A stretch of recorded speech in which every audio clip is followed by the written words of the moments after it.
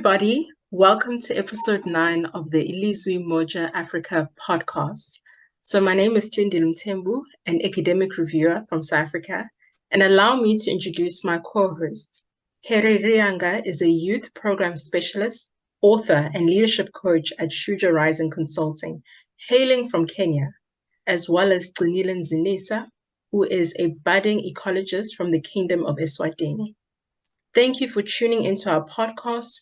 So 2 months ago, we started a new series on leadership. We started out discussing leadership in general and how leadership looks from the African perspective. So now in August, we tackled women in leadership and heard interesting viewpoints from our inspirational female guests about female representation in highly patriarchal spaces. Today, we'll be discussing leadership in political spaces from an African perspective. This will be an enticing discussion as we'll be joined by Perseverance Chikede.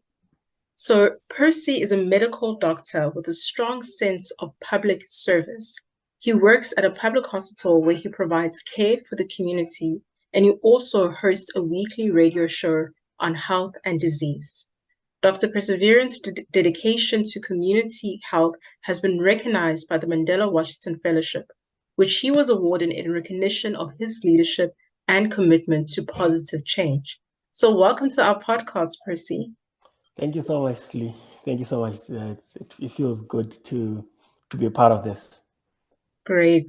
So now, guys, before we start, please follow us on Twitter at Ilizwi Moja or on Facebook at Ilizwi Moja. And make sure to also check out our TikTok at Ilizwi Moja Africa to continue our conversations. Like our videos and subscribe to our channel. Also, feel free to comment as we continue with our discussion. We'd like to hear your thoughts. So guys, we know that leadership has been a slippery slope for many African countries, especially when it comes to political power or attaining power. So there has been military coups, especially have been an occurring phenomenon in Africa.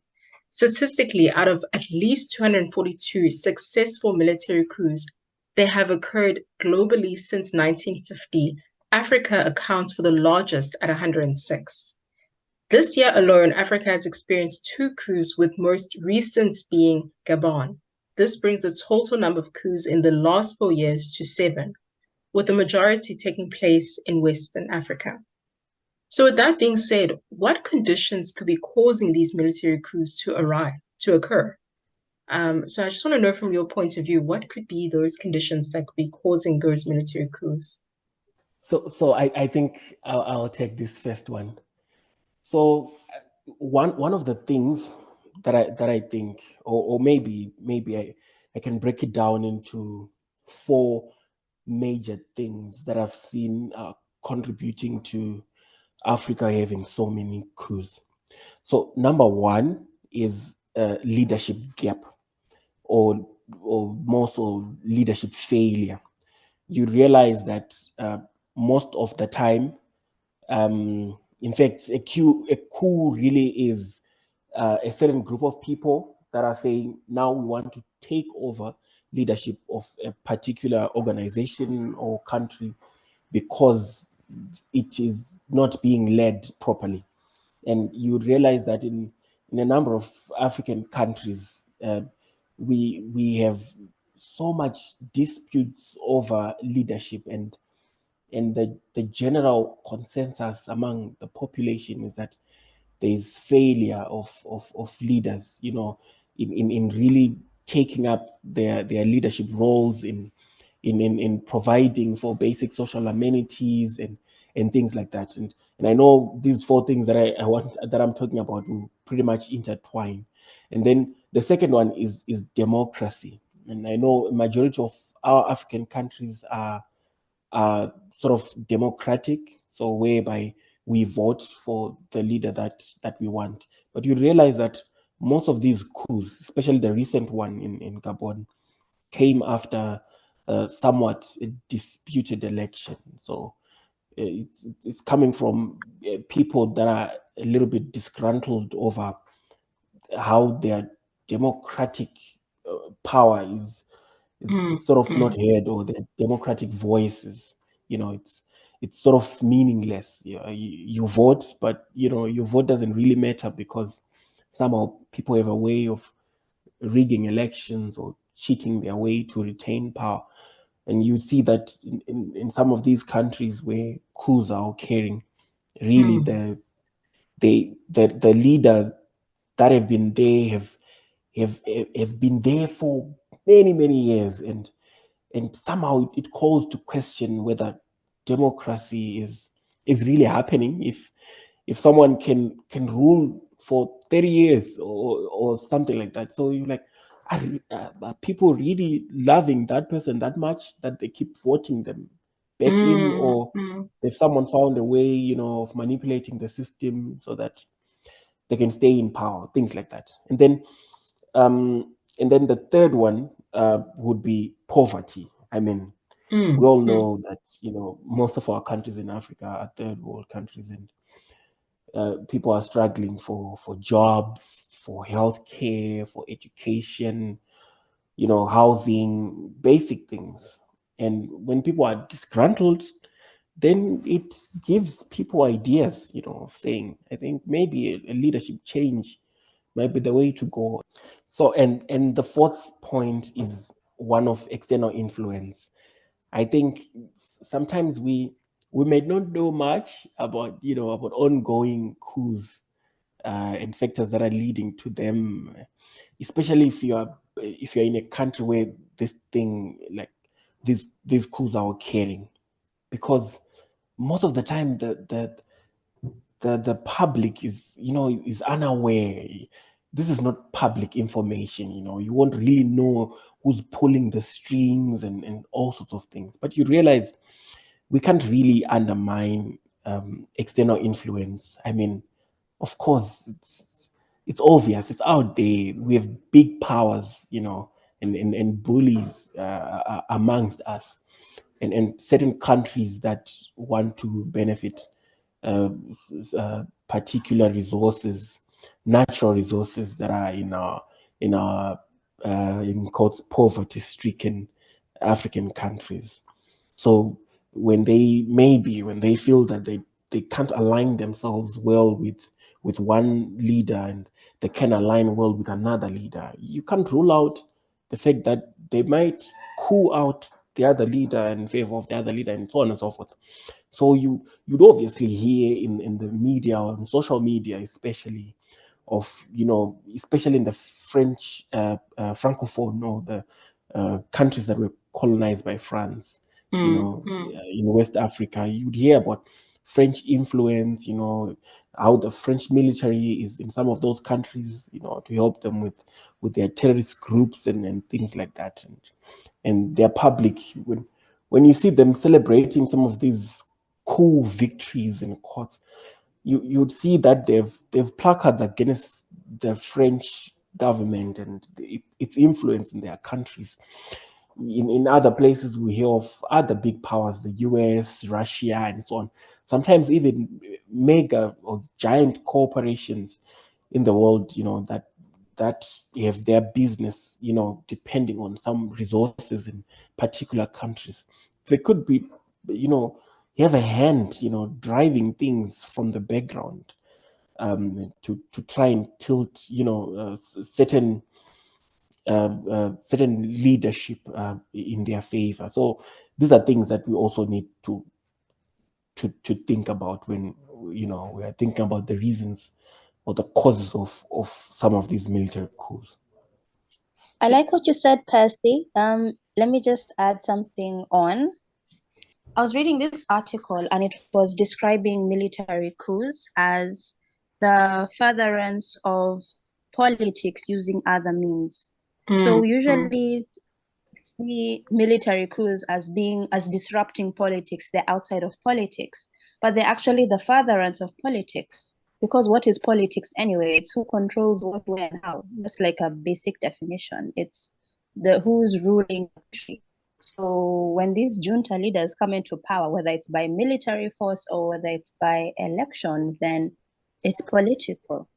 So I guess the major reasons for this the use of military power as a way of ruling a country is, as you said, maybe there's poor governance, or you're feeling like the current government is corrupt. Like the case in Burkina Faso, they ousted the government, the president.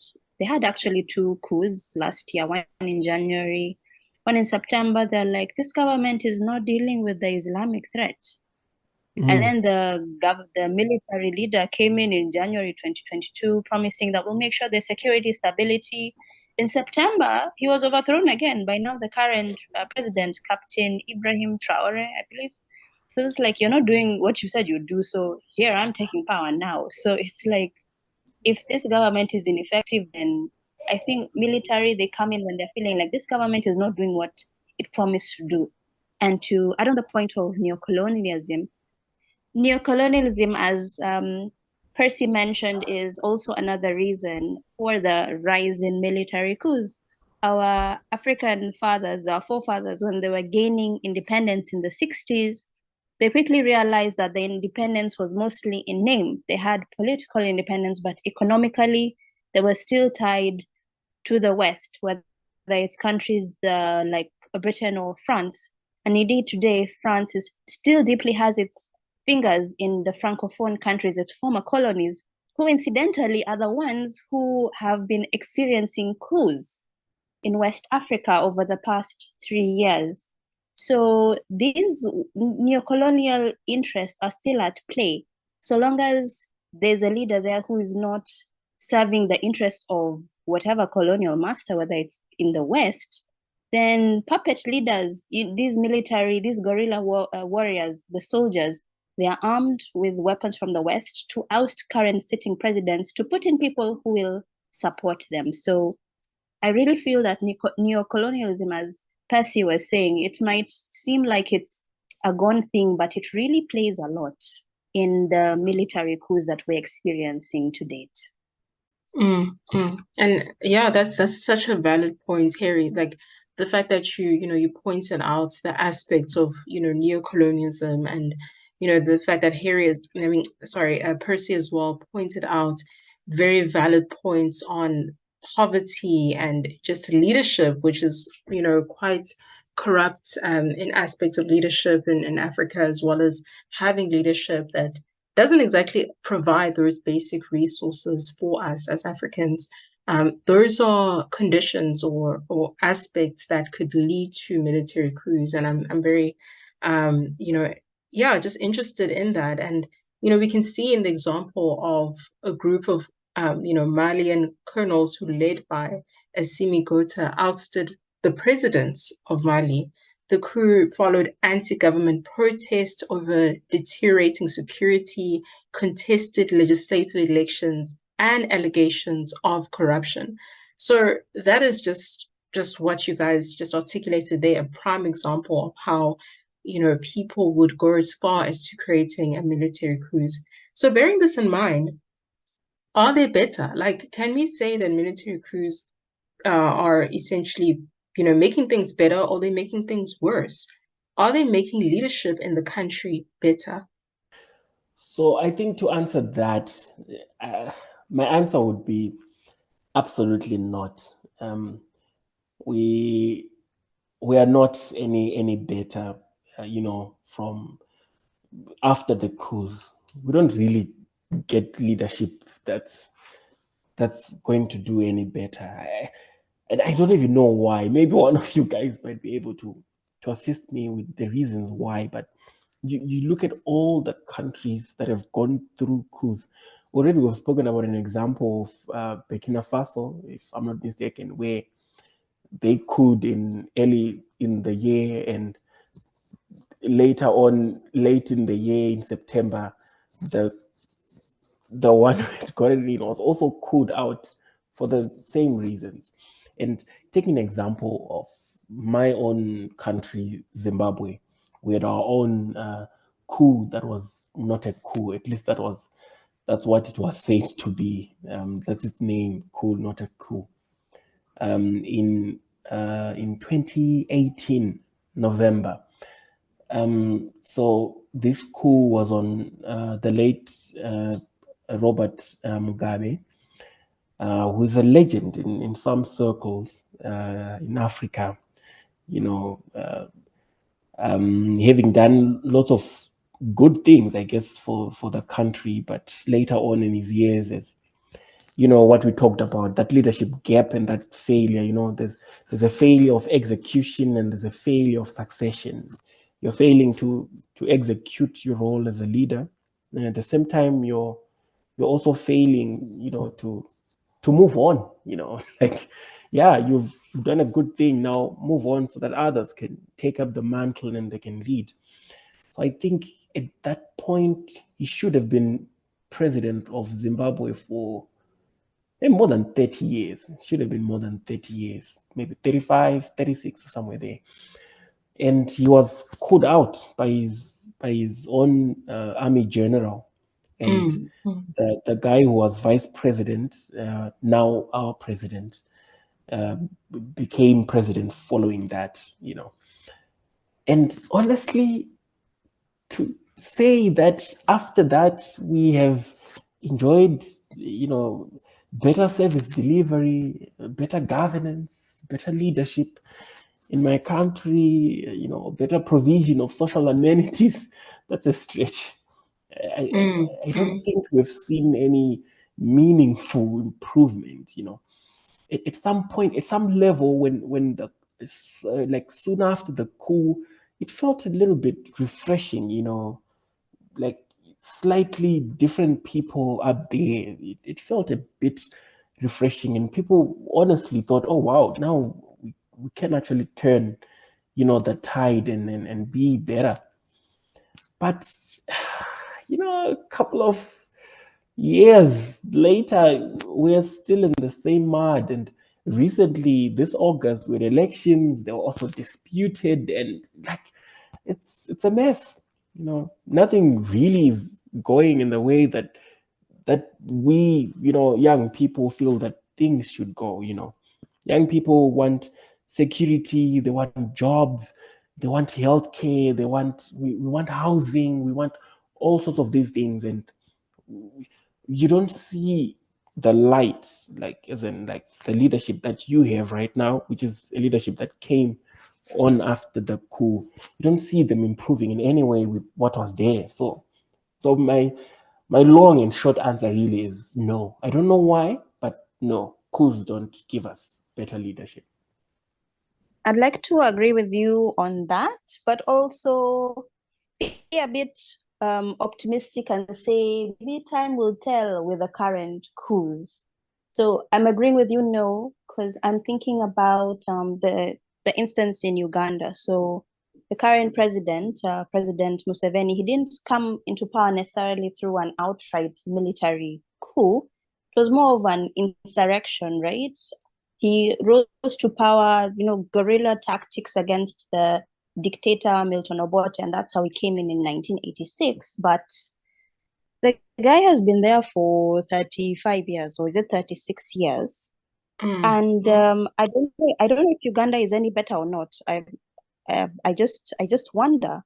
And apparently, when he was asked during the last election if he's the issue about stepping down, he said, "How can I go out of a banana plantation I have planted that has started to bear fruit?" It's interesting how the Ugandan president is saying that right now is when his plantation of bananas is bearing fruit and he wants to partake of it, but he's been there for 36 years. Hasn't he enjoyed the plantation enough? So these military leaders, when they enter the government, relinquishing the power, because it's usually, oh, we're just entering to establish security and stability. And then when we've done that, we will give it back to the civilian, government. Like that would be, let's go back to democracy. But that is rarely the case. Nevertheless, I want to have a bit of a positive, optimistic outlook.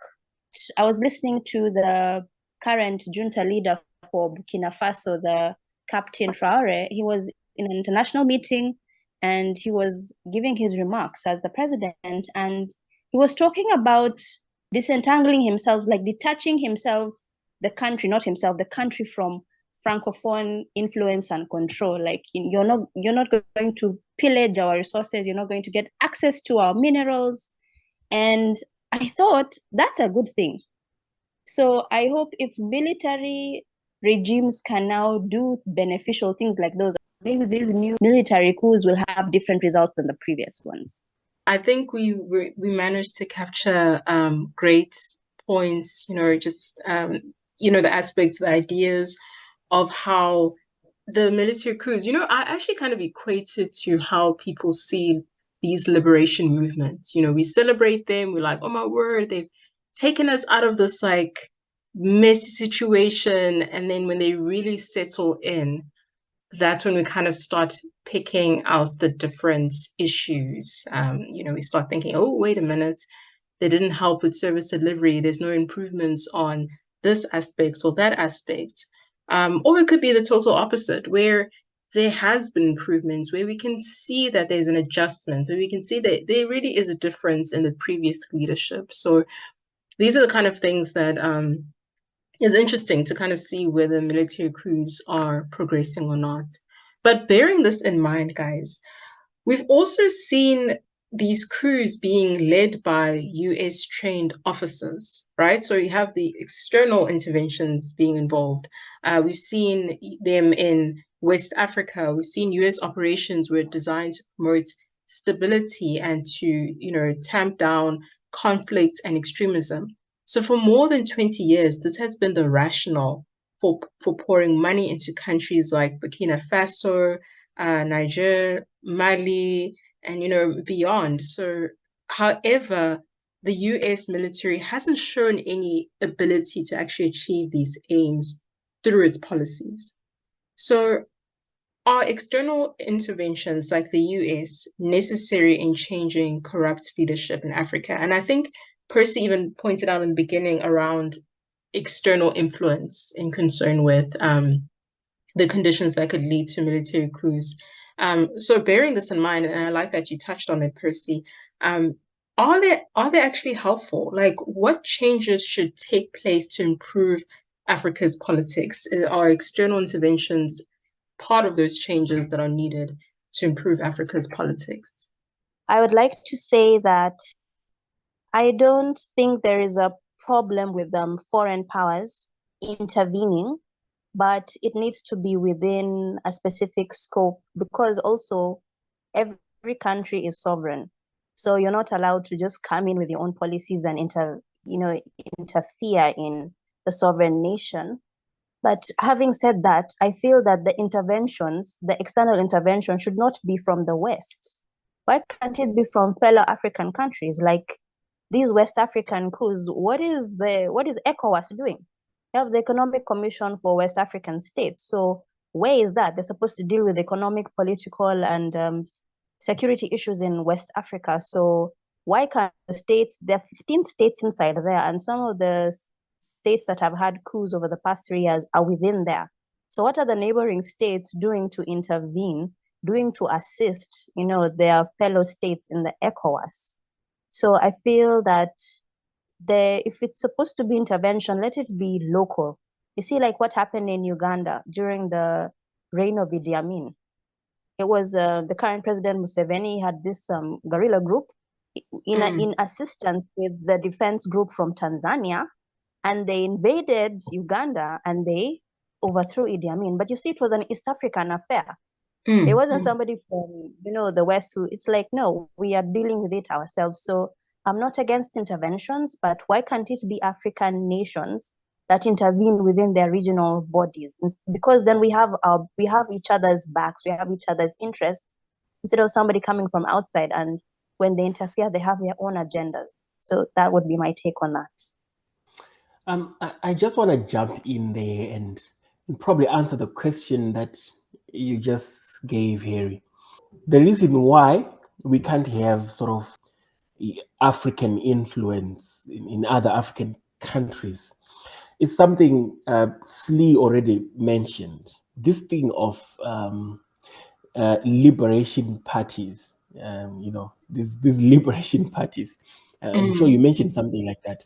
Yes. I don't know much about what's happening in West Africa, but I know it for a fact in Southern Africa, we have lots of these liberation parties.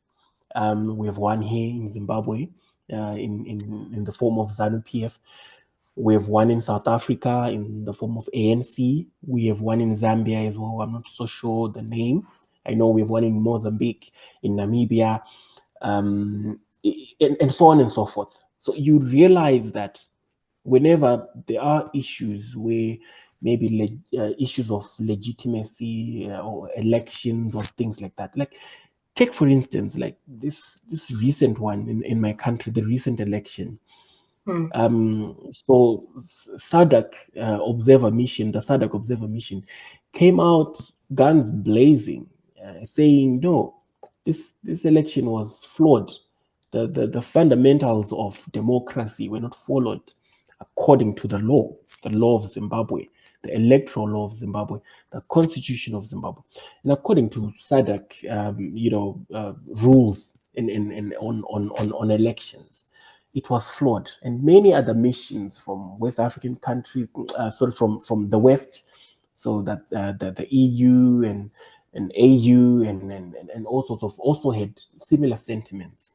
But immediately from that statement, you saw press conference after press conference, and social media rants from these liberation war parties saying, why are you attacking us? And they felt that no, Zambia, for some weird reason, I don't think I should go into all of this, but for some weird reason, Zambia managed to oust their liberation war political party when President Hakainde Hichilema got into power in their last election. So it's a bit of fresh air for Zambia and a bit of fresh air for SADC now. So it means whatever policies that these new crop of leaders push for is not the archaic ones where it was all corrupt and it was not really people-centric, but more about consolidating power and protecting their wealth and their crimes and all sorts of things. So now you find that countries where we still have liberation war parties in power, we're coming in support of their fellow country, which is Zimbabwe, with its liberation war party in the form of ZANU-PF, which I've mentioned. And countries where they don't have those liberation war parties, they've been removed from power through elections democratically already. Yeah, they want to also align themselves with opposition politics, and they feel that these ruling parties are not doing right by their people. They're not doing right by the rules of democracy and things like that. So to answer your question, no, we have a tendency of protecting one another. So other countries which have shared or a common way of doing things, a common corrupt way, they won't really want to intervene when another corrupt leader in another country is taking long, like to move on, or they are 30 years, like you were saying for Uganda, 30 years, 35 years in power. No one will say anything. Other African countries will be in support because they are also in that same mindset, of continuing to be in power for forever, pretty much until they die, maybe something like that. I think that's the answer to your question here. Yes, I fully agree with both of your points, and it's actually very interesting because what Harry pointed out is very valid in that, you know, having external intervention in the form of countries from particular group like ECOWAS, SADC, that can be helpful in actually improving the country that has these issues. But at the same time, what Percy was bringing up, in that, you know, especially when you look into examples of countries that around them, they're also dealing with corrupt leadership and issues and so forth. So having external intervention might not be helpful in that particular way. And I think it's very interesting. And also just bearing in mind that if we do look for external intervention, rather it be within Africa versus having it outside of Africa, the US and so forth, because they don't really know our circumstance, they don't know our history. Whereas countries that are in Africa, they know their history, they know their circumstances, and would be better equipped to help in these particular matters. But again, it also looks into how can external interventions really improve Africa's politics, especially from the point of within our continents, other African countries being involved. At first, it can be great. It can be like, okay, this can be actually a possibility of improving the country, and then it kind of trickles down and it becomes less inviting. The aspect of interventions and less helpful.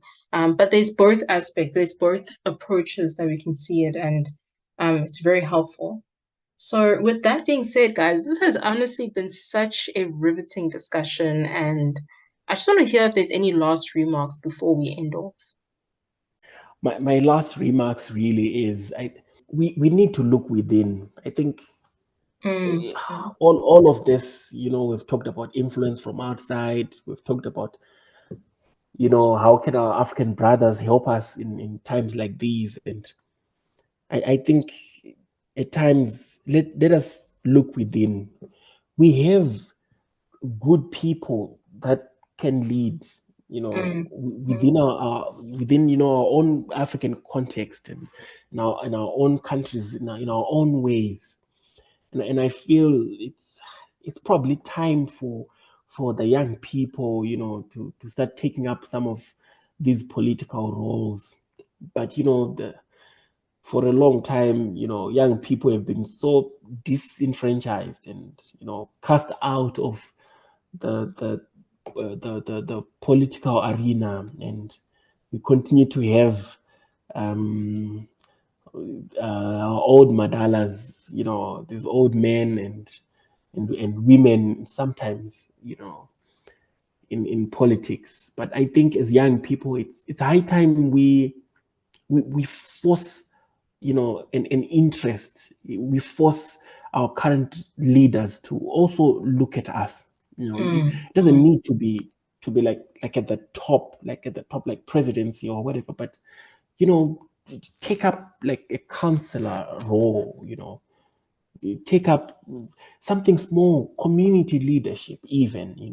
We should not shun some of these small things, because cumulatively it will lead to a greater shift in the politics of our different nations if we can also bring in our fresh new ideas and our own fresh perspective of the world. So you just need to start somewhere. Start in your small community.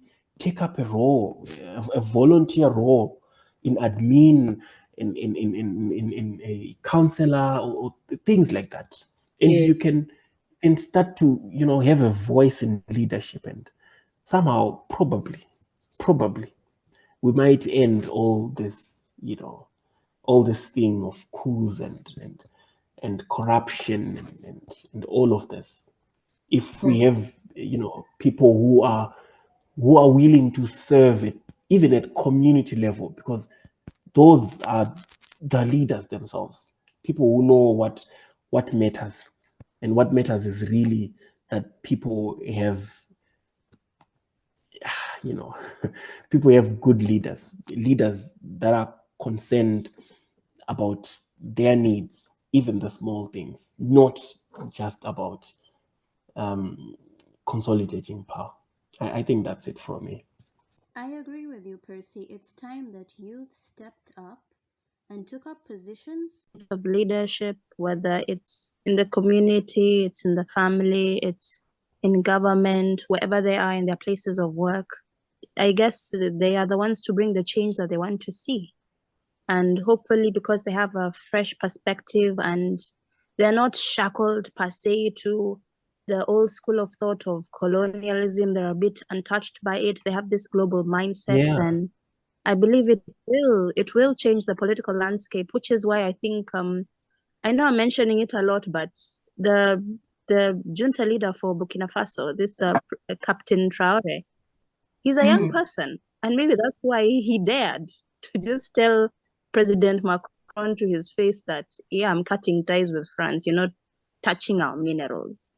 So maybe that's the game. He started from the top as far as leadership is concerned, but if we were more courageous to just speak the truth and fight for what we believe in at whatever level, as Percy was saying, then for sure, cumulatively, the face of Africa will change. Absolutely. Yes, I fully agree. And it's such an interesting, way to sort of end off our discussion, knowing that we can change the face of Africa if we put in new leadership, if we put in even young and fresh leadership. I mean, that can help us to get to where we need to. So thank you so much for the discussion. Thank you to our listeners for joining us today. We hope the discussion was interesting and thought-provoking. Do not forget to like, comment, and subscribe. And be on the lookout for our next episode in our leadership series. Bye, everyone. Bye. Thank you.